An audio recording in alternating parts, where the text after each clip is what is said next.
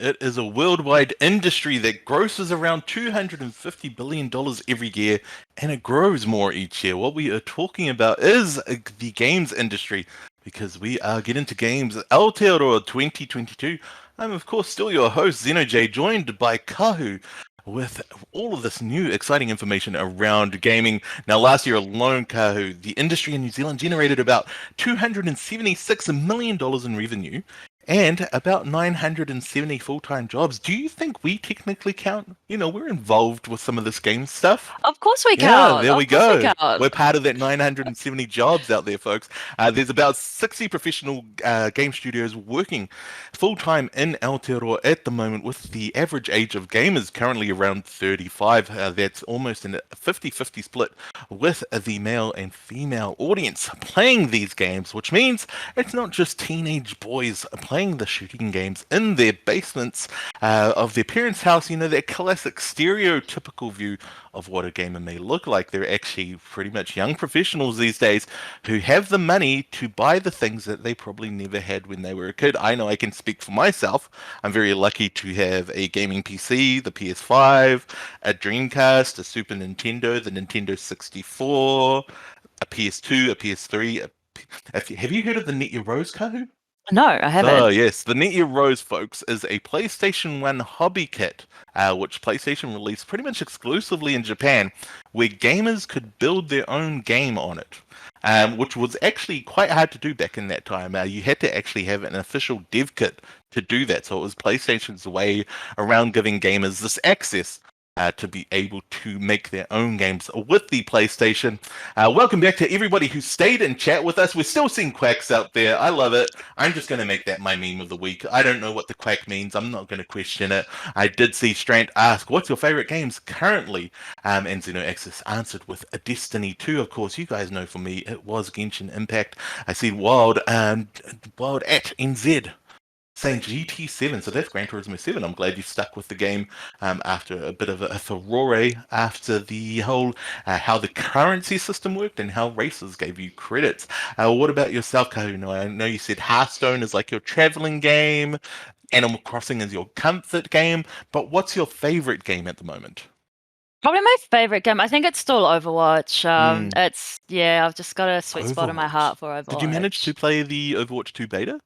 No, I got into it, but then I didn't end up playing it. So she had the beta code, folks. She had beta access and didn't play Overwatch 2. So a lot of good. Let's go in the chat. We got more quacks. Keep the quacks coming. Why not? If we can get PogChamp emotes in the chat, let it go. That'll be fantastic.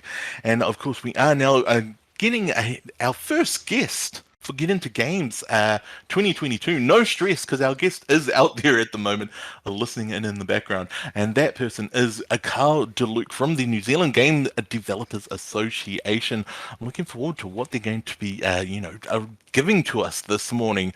So I'm going to do a little hello, Carl. Are you there? Kia ora, yes, hello. Hey, everyone. Kia ora. Thank you for joining us, Carl. Appreciate you giving us your time this morning. Now, Kahu, I know you've got many good questions lined up. And folks, what I'm going to do is leave it to Kahu for a little bit to guide us through this interview.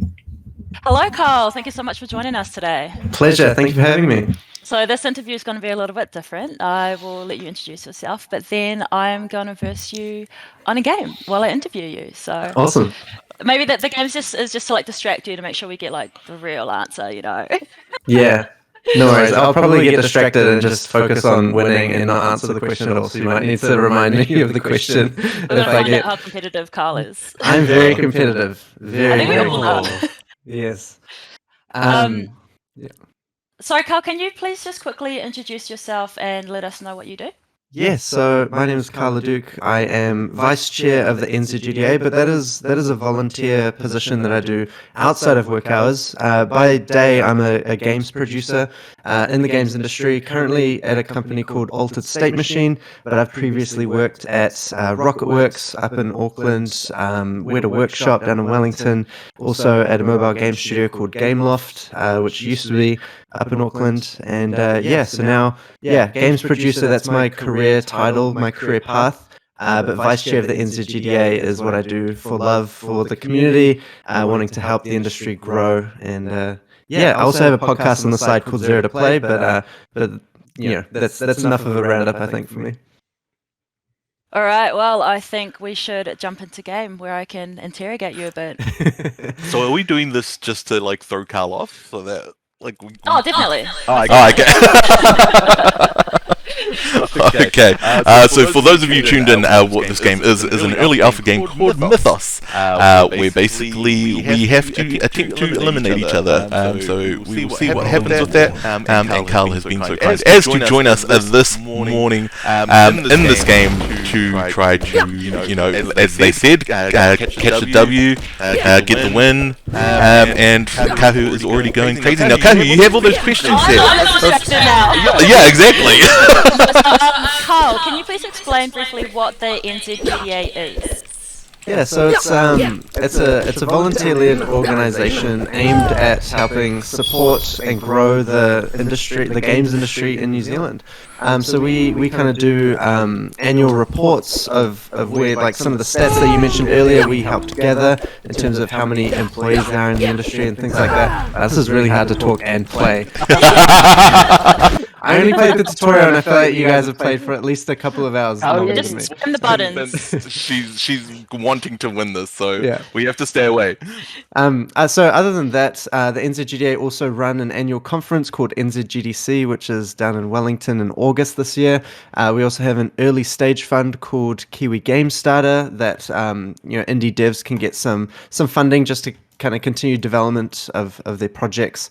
And we do all sorts. We do monthly webinars. We have a monthly newsletter that you can get at www.nzgda.com/join. It's free, and it just kind of covers off the latest jobs, news, events, and things like that. So we're all about just providing value for the industry and helping it grow. I will actually see you at the Wellington gig. I'm one of the guest speakers. Yes, I saw that. That's going to be very exciting. So you said that you have a podcast, and I saw that you talk to other game developers. Is that right? Yeah, so it is like I've interviewed a lot of New Zealand developers that either making their own game or working at some of the bigger AAA studios in New Zealand. But I do also just interview developers from all around the world, and those that come across, it's mainly through Twitter. That's where I find a lot of these developers, but just interviewing them to find out how they got into the industry, why they're passionate about games, what their thoughts are on the future of games. So if you're kind of really wanting to hear about some people's experiences and why they're in the game industry, you can find it on YouTube at Zero to Play. And there's some really interesting stories there and inspiring comments and advice from people that have been in the industry for a couple months, or some that have been in the industry for 25 plus years. So yeah. Are you noticing any trends at the moment with these interviews? Like, is there a big shift towards anything different, or? I think the industry is going through its biggest shift right now. I mean, I'm being kind of biased, but I've been the most engaged in the community at the moment, and there's just so much happening from emerging tech like VR and AR to different platforms like Netflix now starting a games platform. There's a bunch of changes to like privacy on mobile, the whole free-to-play genre, and what games like Roblox and Minecraft are doing in terms of user-generated content. And then there's Web3, which is another emerging space that's going to be affecting the industry in some way. Lots happening. Lots of trends for sure. With that, Carl, do you want to elaborate just a bit on Web3, because that is one of the biggest developing technologies within that space at the moment? Can you run our kids through what Web3 is? Oh gosh, yeah. Okay, so this is a topic that can very easily get very complicated and confusing, and I'm probably not the best person to explain it or sell it. But Right. there's this trend happening where blockchain technology is making developers able to develop products where the ownership of assets is easier. Well, the thing is, there aren't many proven use cases of how this technology is going to be used in the industry. But there's a lot of people experimenting with different ways, rather than just buying a game, and then playing it, or having like a free-to-play game. There's experiments being made where you kind of buy the character, or play a game, and you can play a game, and you can like money through the game. It's a wild west right now with people experimenting with a bunch of experiences, but it's interesting to say the least. It's interesting with what some of the people are doing, and I'm excited to see what projects will come out in the next 12 to 24 months. It's going to take some time, I think, before people realize what it is and how it's going to affect our lives and the games that we love and that kind of thing. Do you have any examples within that space at the moment, or any kind of websites kids might be able to check out to have a look at what Web3 is, to get a little bit more background on it? Yeah, honestly, if I'm being completely honest, it is a very, it can be a very dangerous environment to get in, just because it is very early. A lot of the infrastructure, the legislation, and things like that is still early and still being made. In terms of like even websites to go to, like that's all being created now. And if there are any websites that I'd recommend, they're only, a couple months old at the most. And that's not really long enough to build trust for these places yet, or to know if they are the right places to look. So if I'm being completely honest, I think the space is really exciting, but I think it's going to take another, year before these aggregates, these websites that you can go to find the best experiences and the most popular experiences in the space. But what I'm really excited about is Web3 are really kind of reinvigorating the browser-based and Flash-based platform, just because they're rapidly developing within browser, just because that's what's supported right now. Things like console and mobile, even Steam aren't the best platforms. They're not really supported yet. So there's a lot of development happening with browser-based games. And as someone who grew up in the early 2000s, I loved playing Flash and browser-based games. So hopefully there's more experiences like that come out that people like to play. Right. Carl, so you've got a pretty impressive portfolio, and you've been involved in many big companies in the gaming industry. Can you let us know what are gaming companies looking for when they're hiring?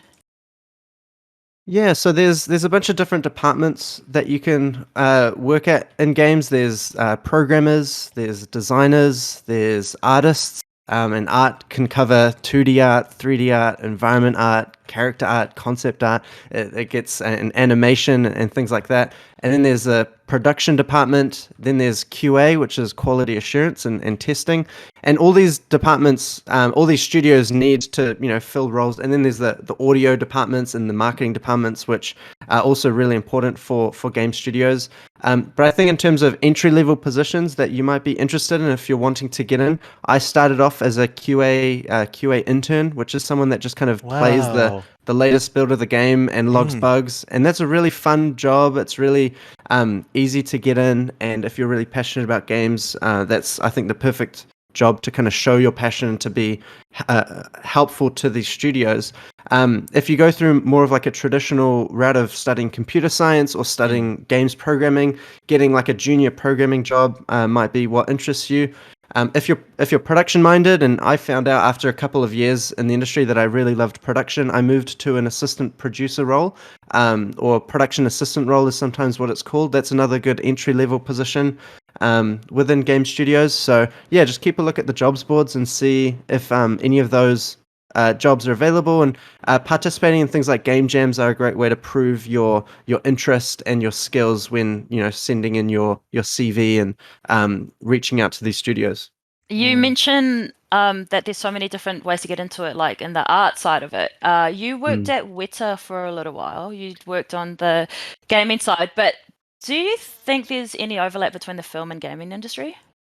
Absolutely, and I think that overlap is becoming more and more. There's a big trend in film right now with something called virtual production, where film studios are recording in a in kind of a warehouse with a big LED screen, where they use a game engine to kind of build the scene and connect the cameras so that you can kind of fake backgrounds and fake environments, and it becomes a lot cheaper, a lot faster to produce. And that's making the most of game engines like Unreal Engine. So there's overlap with game developers or people that are passionate about game engines that are finding jobs in film that may have been more traditionally in game companies. So there definitely is a lot of overlap, as well as games. Games are a medium for storytelling as well, and having skills as a storyteller and filmmaker, I think are really valuable.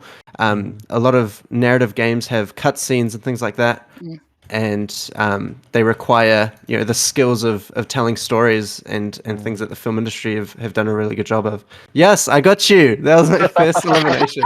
I want to jump in on that because for Arangatai out there, Carl can sleep now, folks, if you guys didn't miss that. But I want to jump in on what Carl said because that is a really great point. The technology he's talking about is something known as the volume, which was built up by LucasArts and used, you guys may know it from The Mandalorian.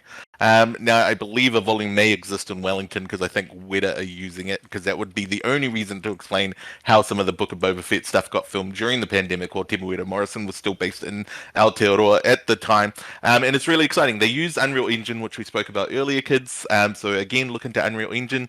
The way they're utilizing that technology, as Carl said, to build up these worlds that are normally only told through movies is very exciting. The technology is so powerful, and you can see how practical it's made The Mandalorian look, how much more lively it's made that world look, simply because the actors are actually within that environment itself. Now, I have seen we do have some questions in the chat.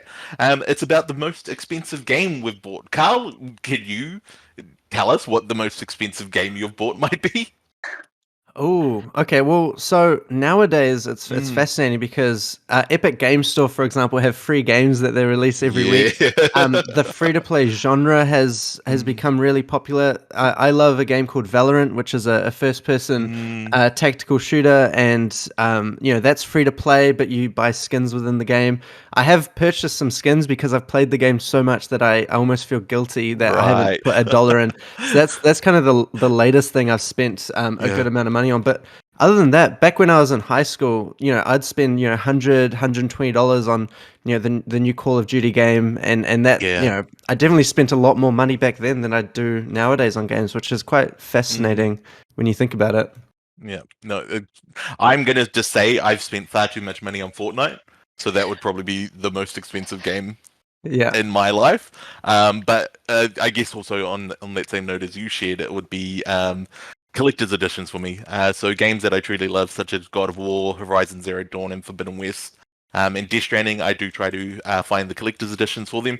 And those, of course, can sit around the $400 New Zealand mark. So those are the ones that I've ended up enjoying them. What about yourself, Kahu? What's the most expensive game you've ended up purchasing? The most expensive game, or the game I've spent the most money on? Either or. Yeah, I think the most I've ever spent money on is League of Legends. Definitely, it's the Of course, she spent it on LOL, folks. I do want to point out in the chat, thank you guys for dealing with some of the audio issues we had earlier. We apologize for that. It wouldn't be a stream if you didn't have technology issues. That's how good streaming is. Basically, if we have any more questions out there, let's have a look. We'll just grab one more for Carl. Carl, I like this as a final question. Apparently, you were seen drinking a smoothie. So, is it a nice smoothie? It's a smoothie cup with water in it. Smoothie cup with water. Okay, it's H2O, folks. So, dihydrogen monoxide. He is thriving out there. As of course, we should all be drinking our water. Even though I will point out that Kahum and myself have been having coffee off stream. There's water in coffee. There's water. Now, Carl, before you go, do you want to make a special shout out to anyone or point our rangatahi to what you're working on at the moment online? Yeah, so I'm working for a company called Altered State Machine that is working on Web3 games, and it's very exciting. But you won't be able to see anything that I'm working on or play anything that I'm working on for probably a good year, maybe a year and a half. Games take a long time to make, and they're very expensive, and they take big teams. So I'm going to be head down building for a while. But in terms of just industry stuff, I'd highly recommend going to nzgda.com if you want to find out more information on local studios. Go to the newsletter nzgda.com/join if you want to just stay up to date with what's happening in the industry. Hopefully we'll find out that the government will be supporting the kind of the games industry on an annual basis, which will really help grow studios and grow teams and create a lot more jobs. So look out for those kind of announcements. And if you do want to reach out to me, if you have any questions or you're wanting to get into the industry and you want to have a chat, you can reach out to me on Twitter at Carl's Content. I am always happy to chat with people that are passionate about games and wanting to get a job in the industry, or even just want to know, what it's like. And I'd be happy to chat. So, yeah, thanks for having me. Thank you so much, Carl, for joining us today. And sharing your knowledge. And shout out to Brad in chat. He said he said hello. He said goodbye to you as well. Awesome. Thank you so much, Carl. That was awesome. Cool. Awesome. So there you guys have it. That was Carl Leducq from the NZGDA, and so much more as he kept touching on throughout that wonderful interview we had with them. I hope you guys picked up something from them, and make sure to reach out to them on Twitter at Carl's Content to find out more about what they're doing out there. As for our next segment, I am going to be handing over to myself, Kahu, as I was lucky enough to spend some time with Rocketwerkz. You want to hand it to me to hand back to you? No, I know. I said to Blaze at the time that I wanted to hand the segment over to myself, so I thought that would be quite funny. But I was lucky enough to spend some time with Rocketwerkz up in Auckland, in Tāmaki Makaurau, learning about how we can help our rangatahi get into games in 2022. Let's check that out. Thank you, Whānau. Yes, we are still in Tāmaki Makaurau to check out New Zealand games developer Rocketwerkz and their amazing studios in PwC Tower down in Commercial Bay. We're going to go upstairs, have a look at what they're doing and other ways you could get yourself into gaming. Let's go check it out.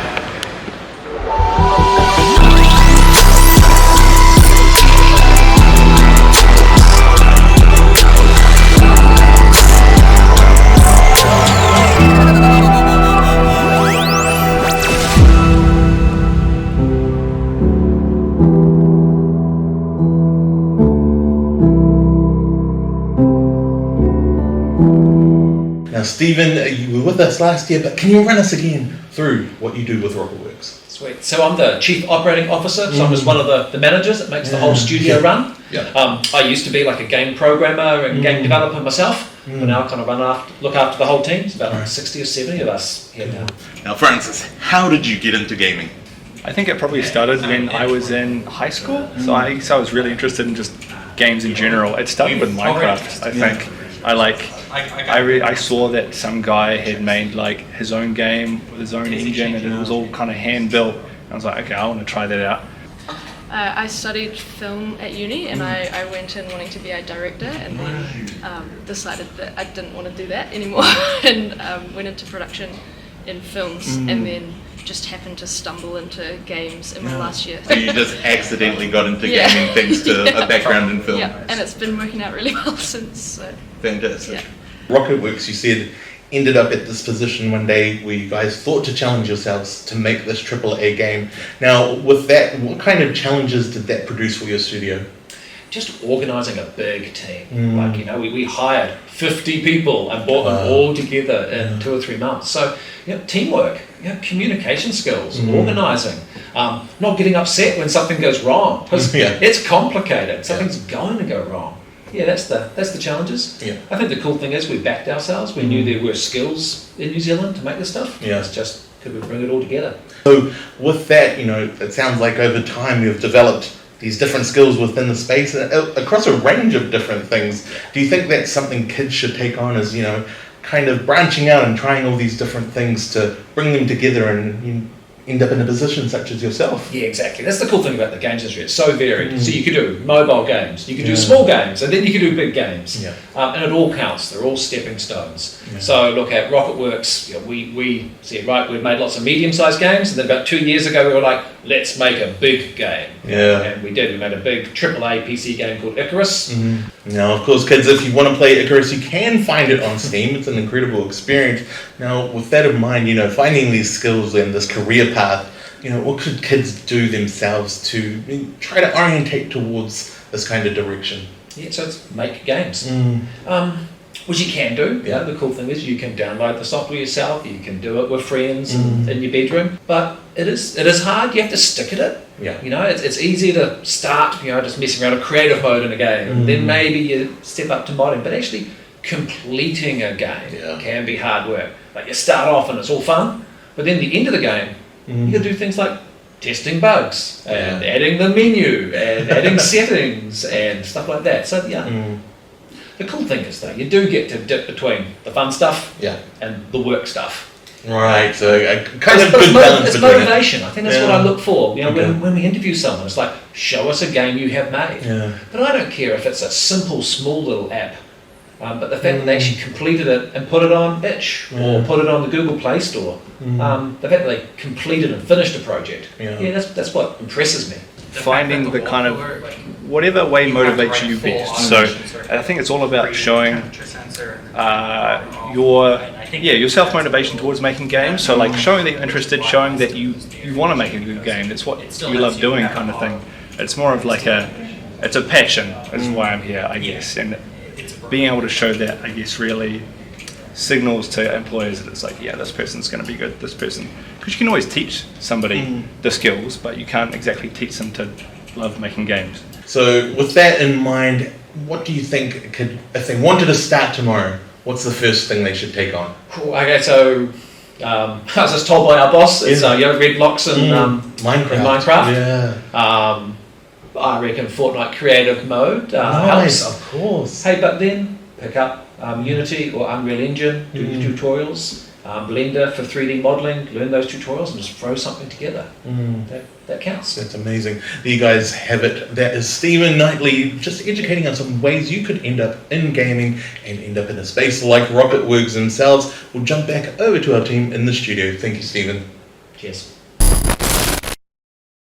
And a thank you to our friends at Rocketwerkz for all of that great knowledge and insight into how to get into games with that particular studio. I like what you said, Kahu, earlier. We were talking while that video was playing that they do hold the top 2 floors in the PwC tower in Tamaki Makaurau, and it is actually quite an experience going up there. So it's the tallest commercial building in Auckland, so that's pretty cool. Yeah, it's really cool. Except and it's a game studio. When I was there, I got told apparently nothing exists on floor 39, which makes it a bit spooky. But also, I really wanted to go to floor 39 just to see what it was. Before we wrap up, we'll just see if we have any questions in the chat. Do we have to draw for the character challenge? That will be one of the challenges there, Hina. If you go to getintogames.nz, the website, you can look into the challenges and it will guide you through how those will all work. The game that we did look at with Rocketwerkz is, of course, the game they are working on called Icarus, which you can get right now for your PC. Does it look similar to Ark Survival Evolved? Sort of. It is a survival game, but it is actually session-based. Now, what happens with that is in Ark, when you die, you will simply respawn in the same session you're in. With Icarus, if you die, unfortunately, you will lose all the loot you had in that session and respawn back at your base, meaning you have to work again to get all those resources you may have lost. We have the we spoke about the PwC tower, of course. There was a story game called Astroneer. Lol, there's a Nerf gun. There were so many Nerf guns there, like a ridiculous amount. And I believe Blaze had to keep me in control because I kept trying to shoot him with them because they're Nerf guns. That's what you're supposed to do with them. And as you guys can see, there is now a link in chat if you want to use that to look at our website to get more information around all of this. Now, for our 12 p.m. session, it is going to be around game design, and we will be joined by Dan Millward from Rocketwerkz Studios, and we're going to look into the first of this year's Get Into Games competitions. Are you excited about that, Kahu? We're finally bringing them up. I'm excited. I am excited. Yeah. Yeah, we're finally excited to maybe start giving away some prizes. So again, you have about 30 minutes before we go live at 12 p.m. with that. So go to their website, getintogames.nz, go to the challenges section and have a look at that first one that will be based around game design. As for myself, I have still been that guy Xenoj with our 11 a.m. session, and I've still been Kahu, actually, this whole time. Thankfully, it would be. I would be amazed if she suddenly changed during that time. But thank you guys again for joining us for the second block of the day, and we'll be back at 12 for our final block with Rocketwerkz Studios. Ka kite.